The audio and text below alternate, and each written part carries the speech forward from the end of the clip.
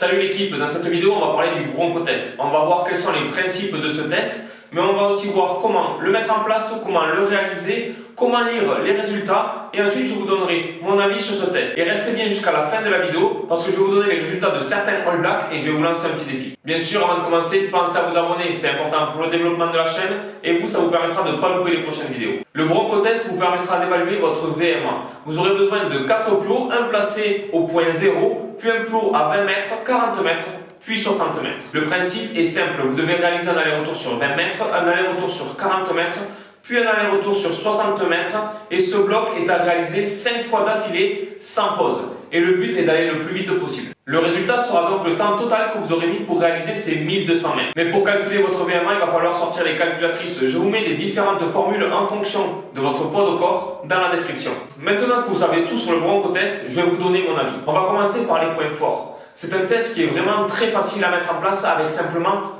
4 plots. Il est aussi très facile à comprendre. Un autre point positif est qu'il est très peu probable qu'il y ait de la triche. La seule triche possible est qu'un joueur ne fasse pas la distance totale, c'est-à-dire qu'il fasse demi-tour, 1 mètre ou quelques centimètres avant le plot, mais c'est très facile à voir. C'est aussi un test qui prend très peu de temps. Entre les explications et la réalisation, vous pouvez compter entre 10 et 15 minutes et il reste pas mal de temps pour l'entraînement. Et enfin, dernier point positif, c'est qu'il est facile d'évaluer beaucoup de joueurs dans un même temps. On passe au point négatif, je n'en ai trouvé qu'un seul, mais qui est quand même assez important. C'est un test qui, à mon avis, ne colle pas assez à l'activité rugby à 15. Car ce test se réalise sur un effort continu de 5 à 6 minutes, alors que le rugby à 15 est fait d'efforts intermittents, c'est-à-dire des séquences courtes à haute intensité entrecoupées de pauses. Je trouve donc que ce test correspond un petit peu plus au rugby à 7. Donc il serait intéressant d'utiliser ce test si vous voulez évaluer l'état de forme des joueurs ou le vôtre sur un temps très court, ou alors si vous êtes préparateur physique dans un club amateur et que vous voulez pouvoir tester tous les joueurs en même temps. On passe maintenant à ce que vous attendiez le plus, les résultats de certains All Blacks. On commence avec un troisième ligne, Richie Mako. Il a réalisé un temps de 4 minutes et 56 secondes. En dessous des 5 minutes,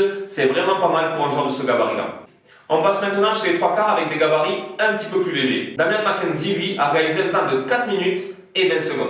Mais il est devancé par 2 joueurs. John O'Rourke, lui, a réalisé un temps de 4 minutes et 14 secondes. Mais il a quand même été devancé par un autre joueur. Ce joueur, bien évidemment, c'est Beauden Barrett.